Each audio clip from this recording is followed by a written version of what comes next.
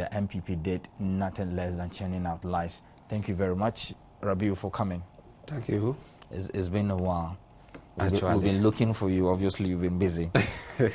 Okay. Yeah.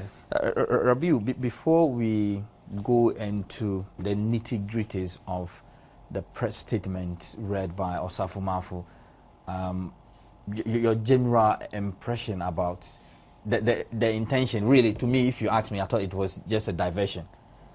And many people have, expressed similar sentiment that this was a clear act of diversion and nothing more, nothing less. Yeah, I think that I have a similar guess as you have had.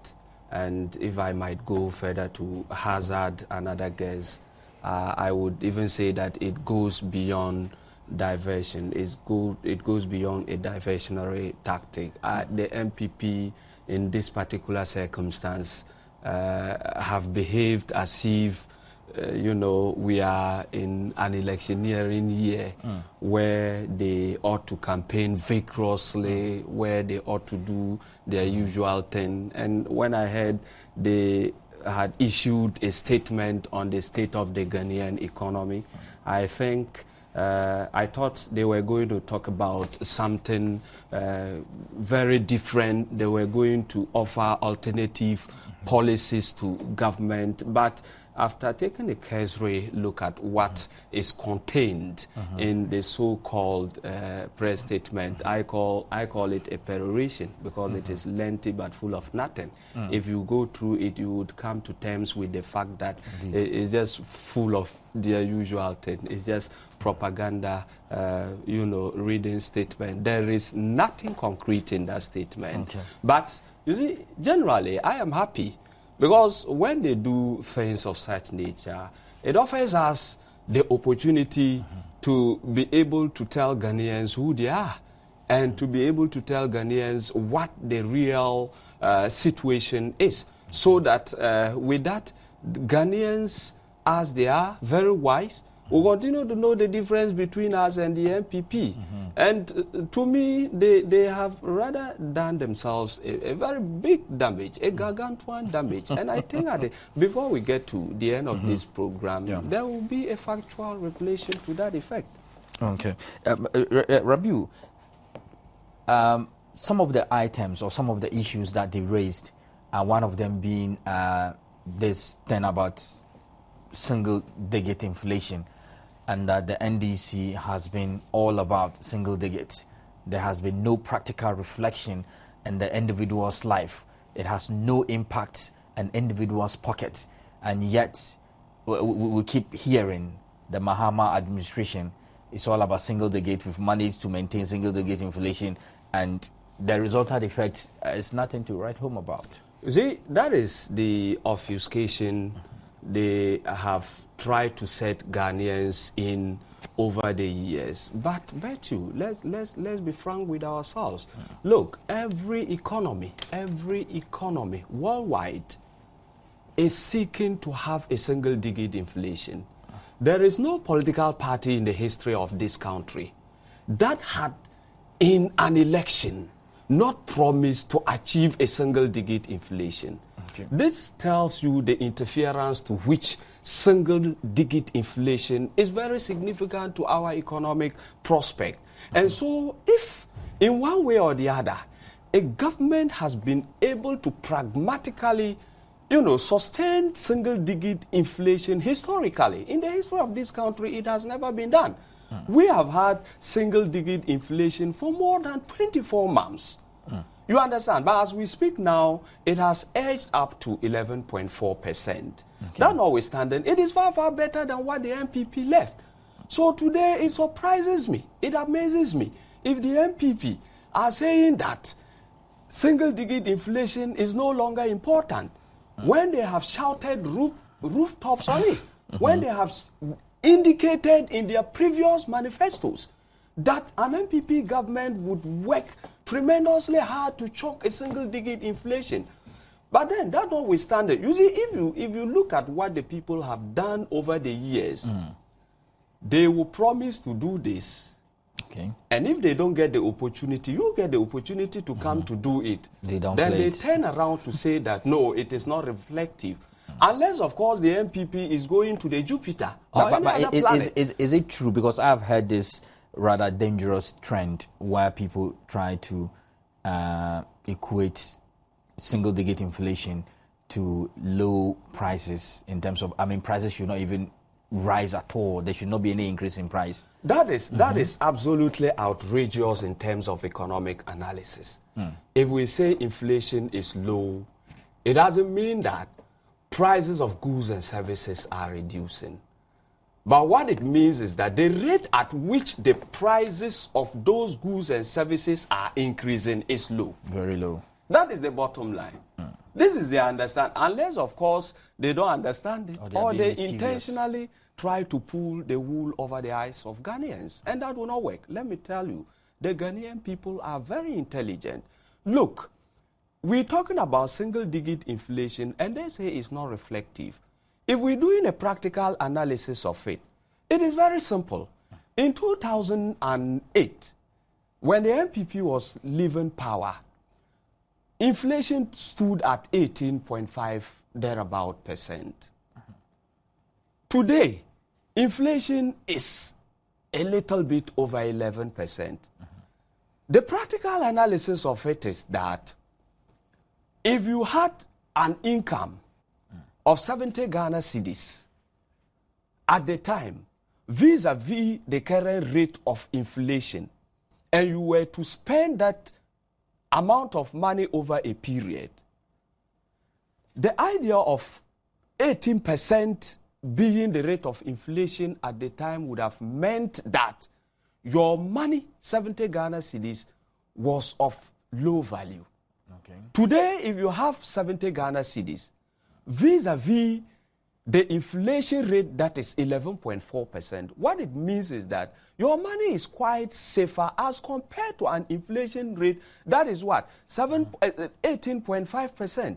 But what they have refused to recognize is that, look, over the period, it was only in 1970, thereabout, and in 1983, thereabout, when the structural adjustment program and economic recovery programs were launched, that we somewhat, had this kind of relatively low inflation. But that did not even last for long. Okay. Right from that time up till date, successive governments have struggled to keep inflation at that particular low figure. And it hasn't happened.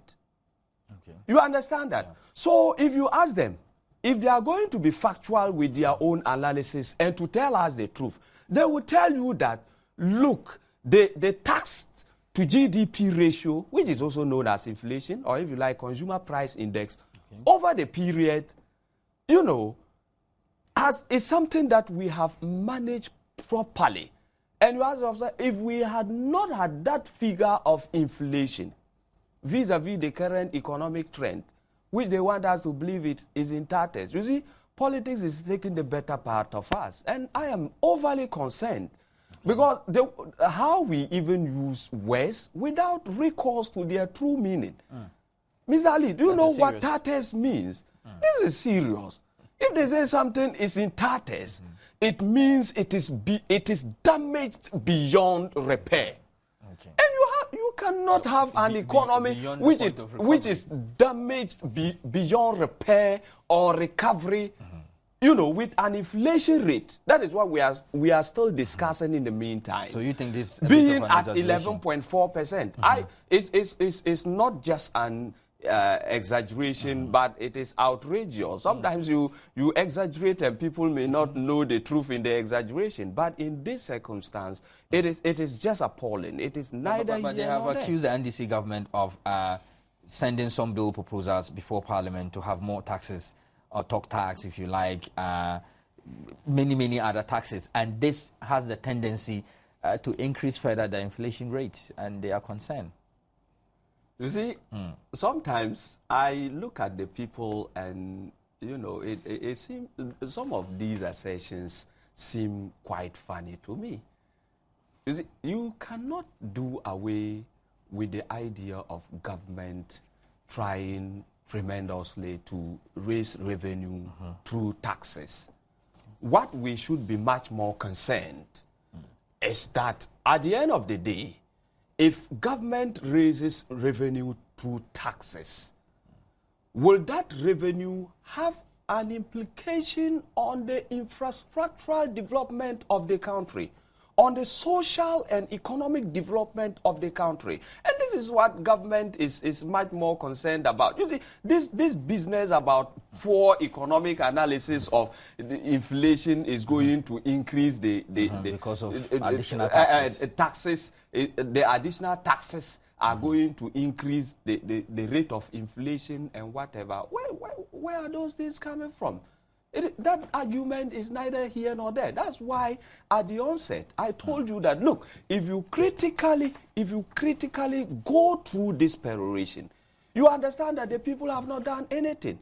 It's just a repetition. They have asseverated or reiterated what they said, in previous electioneering years, especially those that they were in opposition. But how about the argument that the philosophy underpinning the very existence of your party is that it's a social democrat, and you're supposed to be people sensitive, the poor sensitive, the caretaker, and you are increasing taxes, you are bringing in more taxes, stabilization fee, you have the value-added amendment bill before Parliament, you have a lot of them coming, about 5, and you're a social democrat. You see, Ms. Ali, there is a saying that philosophy of life is something that we cannot do without.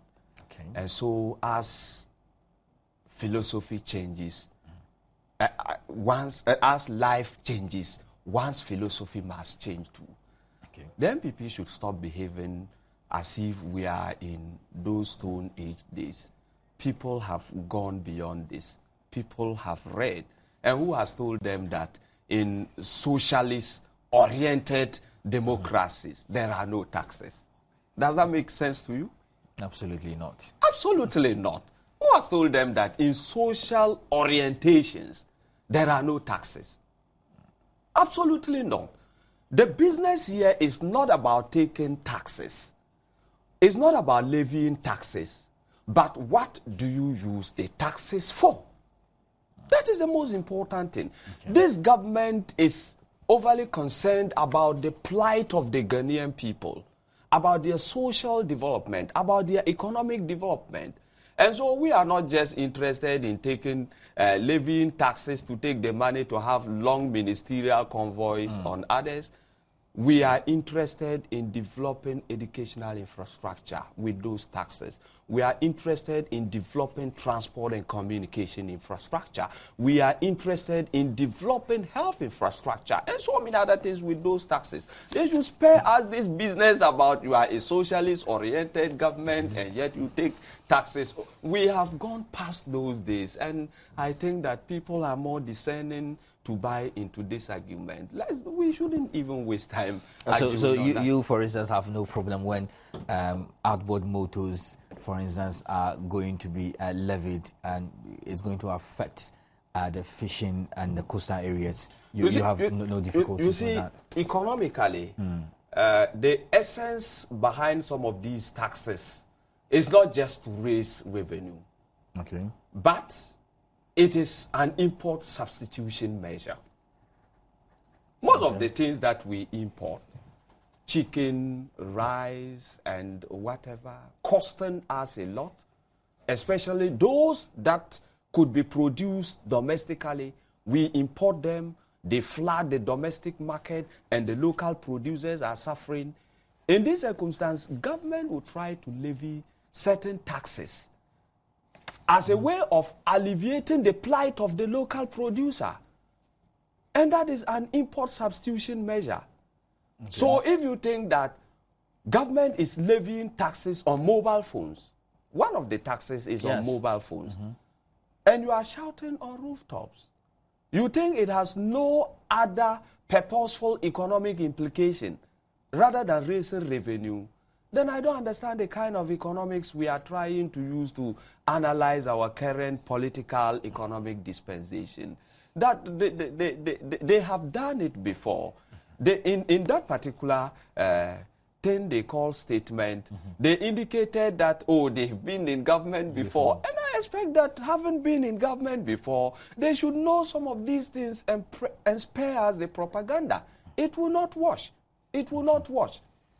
But you know, their main concern, or one of their main concerns, is that perhaps all these things are being done, are being planned, implemented in an attempt to offset the huge debt that this NDC government has accrued.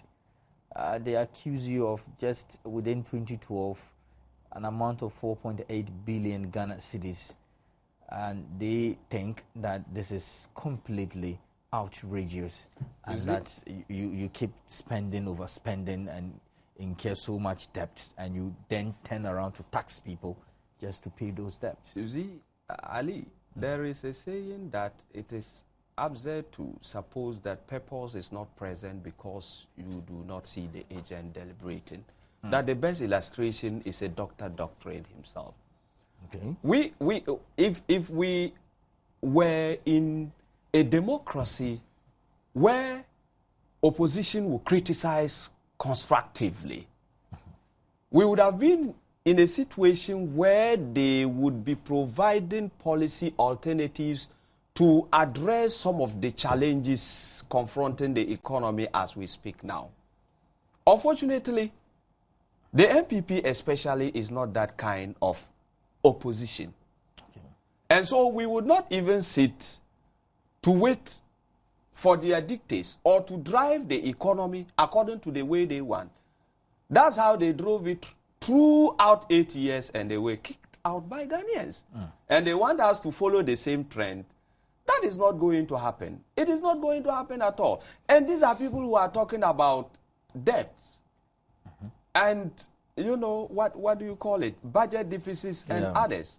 You see, let me give you a historical perspective of Ghana's debt situation.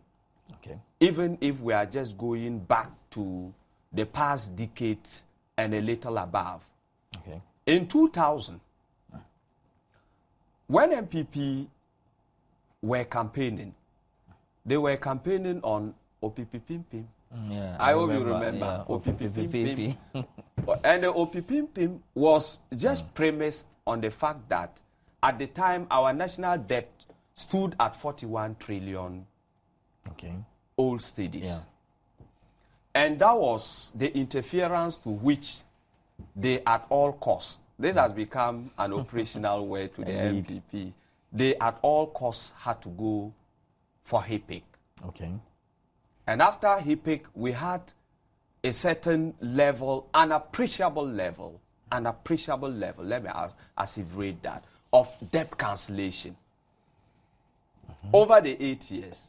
That's the HIPIC initiative. The HIPIC initiative. And they said, oh, out of the HIPIC, they were constructing schools, toilets, and whatever. You would travel about 10 villages and you would finally see a HIPIC project in one village, one singular village, travel for several kilometers in a different village. You understand that? But at the end of the day, when they were leaving power in 2000, when they were leaving the reins of governance in 2008, okay, 2009, rather, 2009, what was the situation of the economy at the time? What they accused us of, we were even better. After a debt cancellation, they took the national debt of the country to 91 trillion Ghana cedis. That is huge. When we were living in 2001, the budget deficit as a percentage of GDP was 9.8%. Okay. That was an economy that was in shambles, according to the MPP. When they were living in 2008, they left us with a budget deficit 14.5%, excluding divestiture areas. If you had added divestiture areas, the budget deficit would have shot to 22%. Yeah. When they say budget deficit, it is not just budget deficit in isolation, expressed as a ratio of GDP. So if they were shouting that at the time we grew GDP at 7.3%, what, and you express that budget deficit against the rate of GDP in real terms, 7.3%, you would realize that the people had done barely enough. And when I say barely enough, you understand? Indeed. You understand that? They had done barely enough. You understand? Today, these are people who are accusing us of the debt situation of the country. And you see what they have done? It's very funny. They have intelligently left out areas that government have choked successes in. One would argue that perhaps that would not go to, make their argument very solid. But your response, I will take it when I come back from this short commercial break. Stay with me. I will be right back.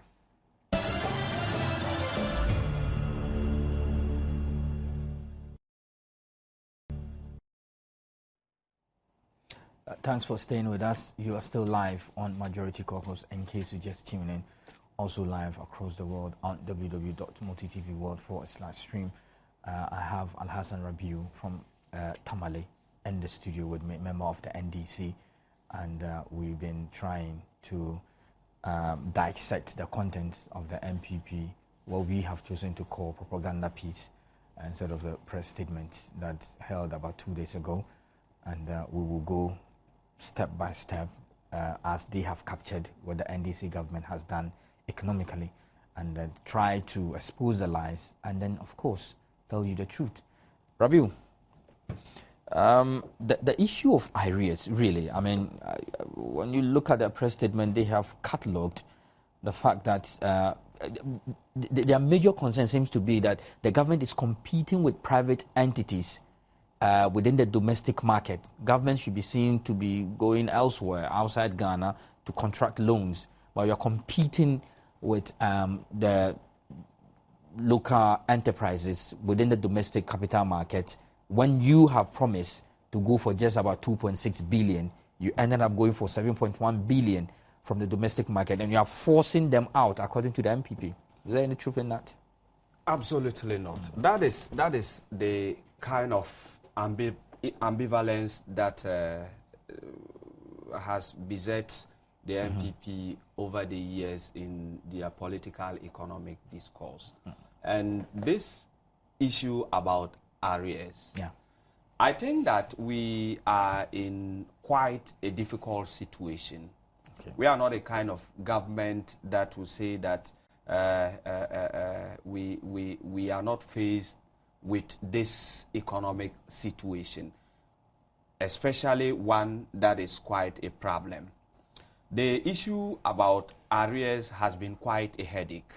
But if you look at the steps taken by government to deal with those arrears, these are very pragmatic steps. If you go to their statements, you would have come to a realization that they try to tie that with the private sector, and how that is dwindling the prospects of the private sector, or tying the hands of the private sector, then going further to say that it is even very this has led to an increase in lending rates. Yes. All sort of permutations and analysis. It is very difficult for the private sector to access loans. Government is owing SOEs, state-owned enterprises. Government is owing what, and so these areas and whatever. You see, the MPP have forgotten where they have come from. When they left in 2009, Commercial Bank, Ghana Commercial Bank, was almost collapsed. Indeed, it was up for sale. I remember. Credit to blessed memory, Professor John Evans Atta Mills, His Excellency, President at the time. He had to work tremendously hard with his team of economic management to revive Ghana Commercial Bank. Not only Ghana Commercial Bank, but I can tell you about Commercial Bank and other banks for sure, that if you apply for a loan today and you meet the requirements, even in less than 24 hours, you can get your money. How do you reconcile? And people are trooping into the banks for loans. How do you reconcile this with the idea that the financial institutions or the commercial banks are stifled to the extent that they can no longer give loans to the private sector? Abba, what would be much more a serene and a convenient environment for the private sector to operate than having a situation where they have access to credit facilities? If you are a private businessman, go to the commercial bank or other banks. If you are able to go through the criteria in order to take the loan, in less than 48 hours, you will get your money. That is the kind of an economy we are talking about. Tall, old commercial bank under the MPP to the extent that the bank was on the verge of collapse. Yeah. All of a sudden, they have forgotten this. And you see, the issue about, they try to draw in salary arrears and other things. You see, these people have been disingenuous not only to the government of the day, but the Ghanaian people as a whole. This government is managing a wage bill that is close to 7 billion Ghana cedis. But they say the NDC government is taking credit for single spine. That cannot be. We are taking credit for single spine because they were not able to implement single spine. So they say you should not complain then. Inflation was one of their major reasons that, if we implement these things, inflation is going to skyrocket. Forgetting that, at least if you had implemented it and you have instituted measures in place to ensure that there was commensurate level of productivity, that would have sought to subsidize the level of inflation. Okay. But out of fear or out of negligence to the plight of the Ghanaian worker, they decided not to implement it. And indeed, it is the single spine that has taken the wage bill to that level. So, you see, that's why, in fact, I don't want to use the word hypocritical. It sounds heavy in my mouth. I'm sure you are allowed to, since we are not talking about the Supreme Court, you are allowed to. I don't even want to use it. And it sounds heavy to me. That's why I would want to use the word disingenuous. Okay. They are disingenuous to this government.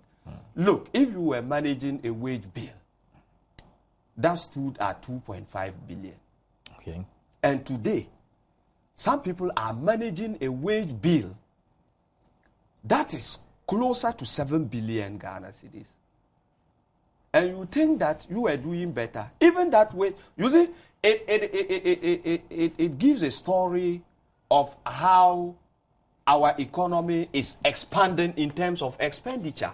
Yeah. Government expenditure has grown in that regard.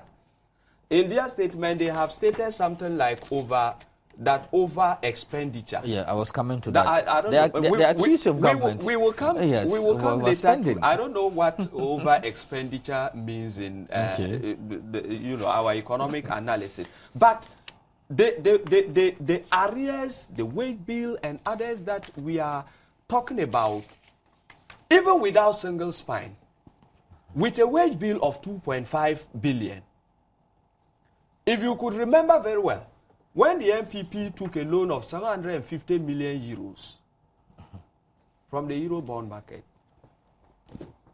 what did they use the money for? They could pay salaries. You understand? Part of it to get. You see, these are the real situations that Ghanaians need to know.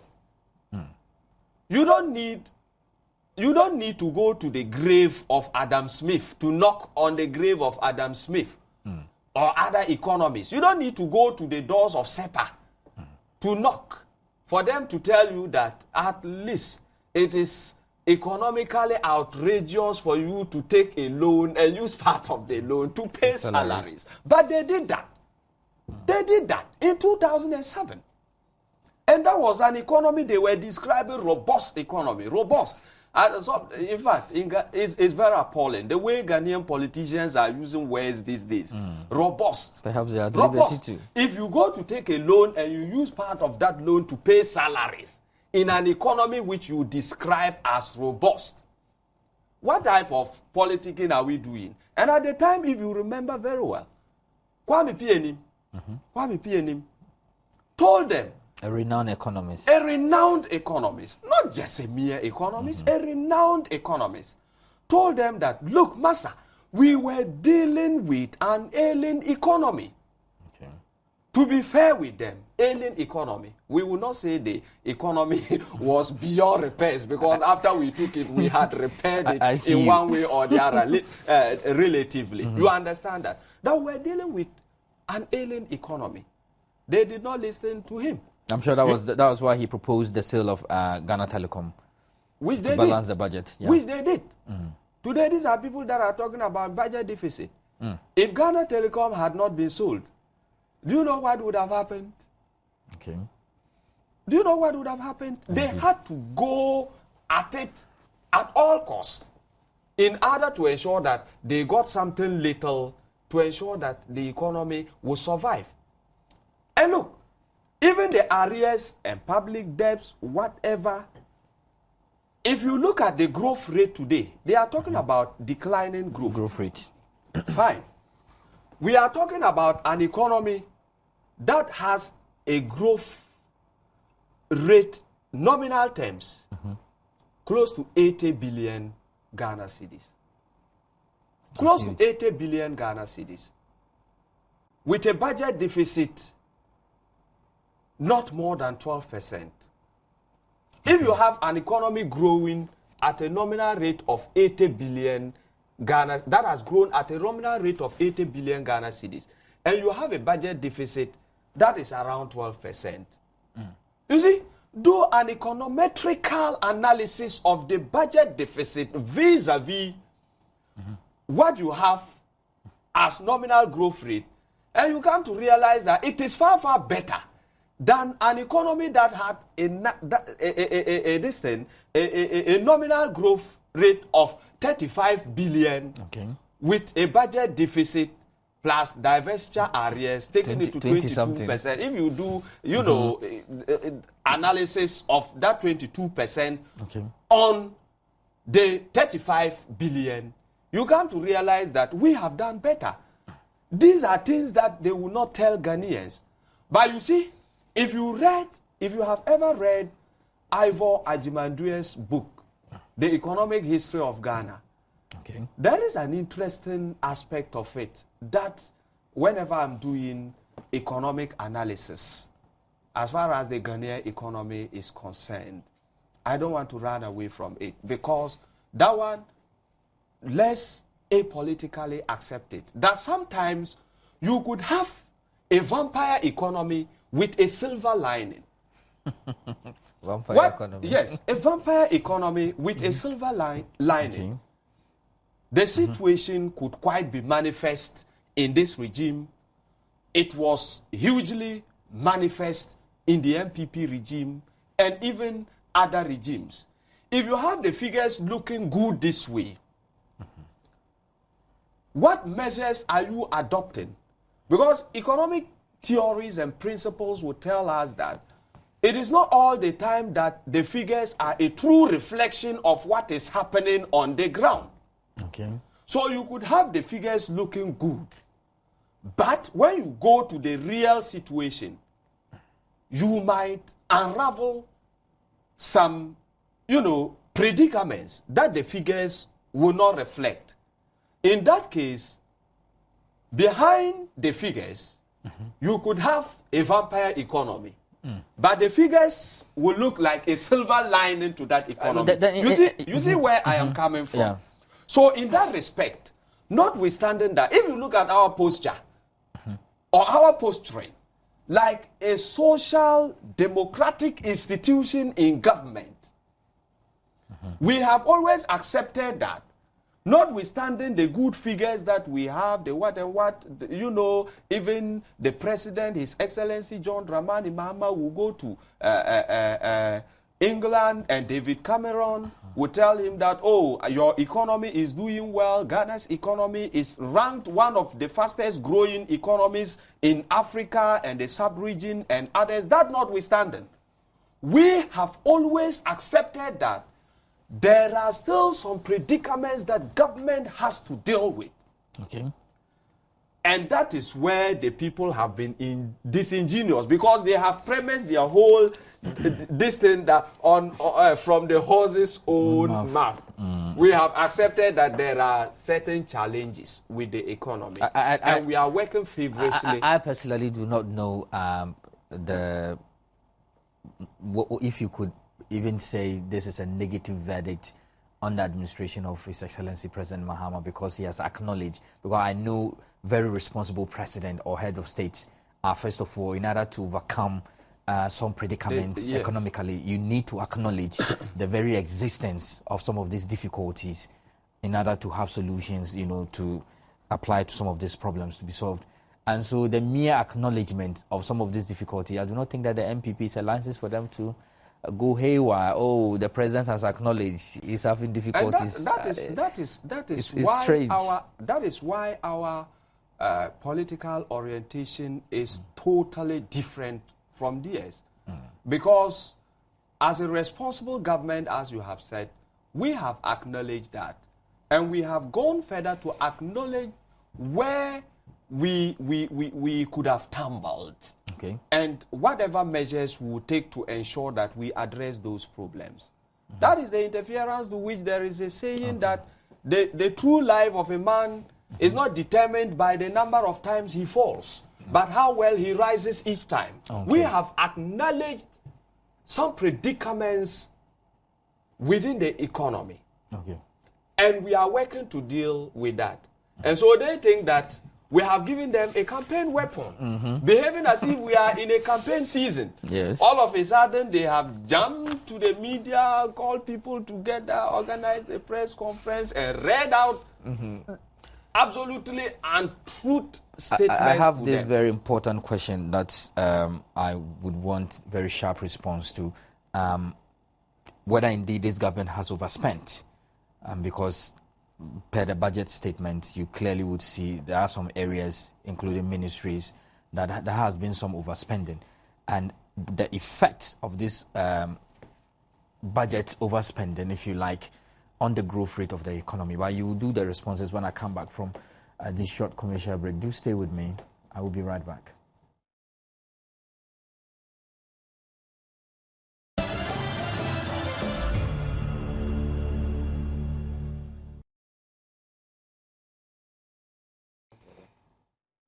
Hello, and thanks for staying with us. This is Majority Caucus live on your multi-TV, also live across the world on www.multitvworld.com/stream. You can now join in the discussion and on 030221170124. Keep the calls coming. But before that, Rabiu, the declining growth rate vis-a-vis the overspending. You see, I actually do not even understand what they call. They are trying to say in respect of declining growth rate, and they overly exaggerate it. It's just a storm in a teacup. You see, as we speak now, globally, even industrial economies are estimated to have a decline in growth rate. Okay. As far as the first, you understand, the industrial economies, are, the global economy is estimated to grow at a rate of a little over 3%. Okay. As we speak now, in our case, the economy in the first quarter has grown a little over 6%. That's significant. That is significant growth. You understand that? They are here talking about declining growth rate, overspending, and what have you? You see, sometimes there is a way we can reconcile government expenditure with growth rate, because if government is expending on capital infrastructure and like constructing schools, constructing roads, and whatever, no matter what the level of expenditure, it has a correlation with growth rate. Okay. But what baffles me is their description of over expenditure. I don't know what over expenditure is about here. Perhaps Are they trying to tell that we spend out? You see, intelligently, they don't want to draw in the issue of budget deficit. They don't want to mention budget deficit. Okay. We have, you know, our expenditure is outweighs our revenue. Okay. Invariably, that is what they are trying to tell us. But look, there is no government in the economic history of this country that has ever recorded a surplus in terms of what? Government expenditure. A situation where you have your revenue outweighing your expenditure or your expenses. And that's a fact. Come on, that is a fact. It has never happened. Okay. But at what rate should your deficit? At what rate? You see, if you look at our debt, our deficit, and whatever, by every standard, if you measure it against international economic standards. Hold on with the international comparison. Let me pick this call and come back to you. Hello? Hello? Good evening. Good evening. My name is Dada Lector from Asantimampo, Intermediate Organizer. Okay. I congratulate you with your good work and your hard working. MPP are very good in opposition, but when they come to power, they don't know what to do. They are the government who, if they did not sow Ghana Telecom, they could not pay even Ghana workers for 1 month. So now what are they telling us? Please, they should give us a break because NDC is the best party for Ghana and we know the best for Ghana. So they should give us a break. Thank you. You're most welcome.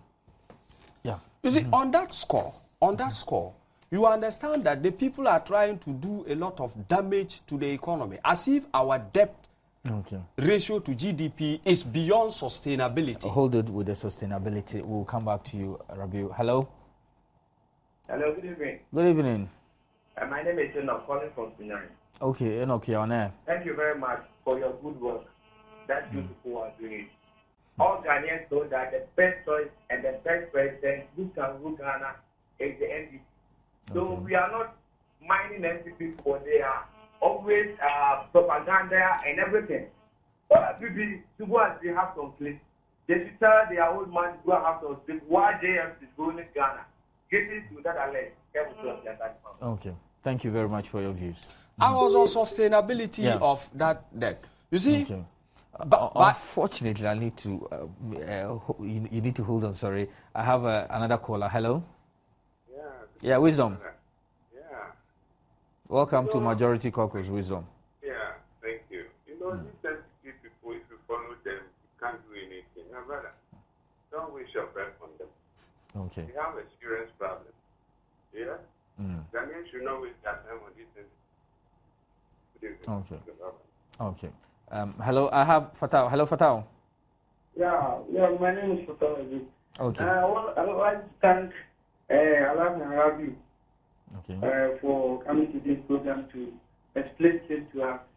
And we are all that happy with making all fast about what the lies the NPP people have been telling us. I'd like to thank you and the good work people are doing to Ghana. Thank you. Okay, you're most welcome, Fatau. Yeah. Yes, I was talking about sustainability. Yeah. You see, even in the IEA debate, when His Excellency John Dramani Mahama was asked about the debt situation of the country, he said that by international standards, if your debt is beyond 50-60% thereabout, it cannot be managed. It is not sustainable. Okay. In our situation, we don't have such a debt. Our debt to GDP ratio is not even up to 50%.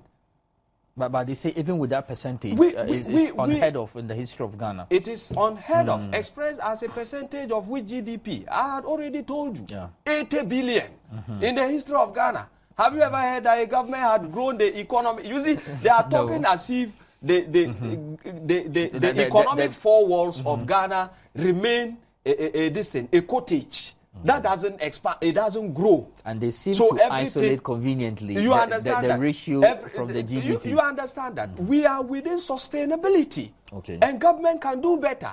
That is not to say that, we are absolutely or entirely comfortable with that particular rate. That is why we accept wholeheartedly that we can do better. And I told you that, look, they take certain paths that are convenient to them, that will help them do their propaganda well, that will serve as a vehicle for them to pull the wool over the eyes of Ghanaians, leaving whatever achievements we have made. Okay, and such as achievement like? You understand that? You were talking about social intervention programs and whatever. It is on record. It is on record. The number of school buildings in educational infrastructure that we have provided over the past, over the 4 years today, after taking over from 2009 till date, MPP, if you give them what they did in 8 years, if you multiply their 8 years by 3, 24, if you had given them 24 years, they would not have been able to put such infrastructure in place for our students. We have seen education as a priority. That is why we concentrate much there. Health is not isolated. We are always cognizant of the fact that all those who have meditated on the art of governing humankind have been convinced that the fate of empires depends on the education of the youth. That is why we don't joke with education. That is why our budgetary allocation to education has over the period increased. It means government expenditure is increasing. Let's just hold on. Let me get my final caller and then I'll come back to you, Rabiu. Hello, Ozwan, sir. Good evening, sir. Good evening. I'm speaking from Kitchener. You are welcome to Caucus. Thank you. Do you know something wrong with the NPP people? Tell me. Everything which goes on good for them is good, but when it's happening to another person, it's bad. We want to buy the same clothes and divide it by 2. They will say yes, it's better than yours. So let's leave them and continue to rule the nation. Okay. We know the president will do much better than yes. Thank you. You're most welcome. I have my very, very, very final caller. He's on the line. Hello, James. Hello, good evening. Good evening, James. You are my final caller. I'm calling from Sunyani. Okay. I want to know, Osafumafu, bringing out statement like this. I learned he was a finance minister for 6 months. Yeah, he was. So if he was, and you can do better, why do over the 8 years, President Kufuor didn't see something in him? Who is he to judge the economy of John Mahama? So that's my submission from Sunyani. Okay, thank you very much. People are wondering, the locals of Osafumafu, I mean, having occupied such a portfolio before and coming out with such statement that clearly contains nothing but propaganda and is very regrettable, people think. The statement you have before you, if you read something, there's a quote. Read that quote and you see. The truth comes out of error more easily than out of confusion, by Francis Bacon. You understand? And in econometrics, they have dealt with figures. If we are talking about linear regression and others trying to deal with these figures to do comparative analysis, they say that errors in one way or the other should be homoscedastic, but not homocorrelated. Okay. Look, if you look at the errors, the thing is full of errors. These are errors. He is talking about truth coming out of errors. These are errors that are homocorrelated. Indeed. And he understands what we are talking about. And so cannot serve as, an economic injunction. When I say an injunction contextually, I mean maybe an advice or something of that to the government of the day. Because the whole statement is full of errors. You are talking about the economy. You are talking about how that economy is in tatters. When you were living in 2008, gross international reserves of the country stood at 1.8 months of import cover. A mere 1.8 months of import cover. Today we have an expanded economy. an economy with a very big wage bill. You are talking about arrears, they are talking about debt and whatever. Even those notwithstanding, we have our gross international reserve standing at 2.4 months of import cover, far better than what they left in 2008. Then you go back. Look, if I take you back, let me shortly. If I take you back, in 2006, this country recorded a negative domestic primary balance. In 2007, we again recorded a negative domestic primary balance. In 2008, we recorded a negative domestic primary balance. When we took over, in 2009, we recorded positive 0.8% domestic primary balance, and it has been consistent. So these are people that have the effrontery to say that our economy is in tatters. Let me end on this note. You see, the Gombes have a saying, I'll say it in Dagbani and to it in English, that apai IP kwole labdane ka pa be damane kato kunano so ochibele nyindelam bo habole chibo so. If you pick a stone and throw into the market, and your wife comes home from the market with a broken head, don't ask what has happened to her. What I'm trying to say here is that you are living in this country with us, and you thank you very much for coming. Sell a bad image of the economy Obviously, to outsiders. I get in the event you get the opportunity, let me will you be able to deal with absolutely. Rabiu, unfortunately, we ran out of time. Let me assure you that we'll have another opportunity on the same platform. We talk about the Dutch disease, whether or not it's affecting the economy of Ghana. And thanks for being part of the show. Thanks for watching. I'll be here, inshallah, on Thursday. Bye-bye.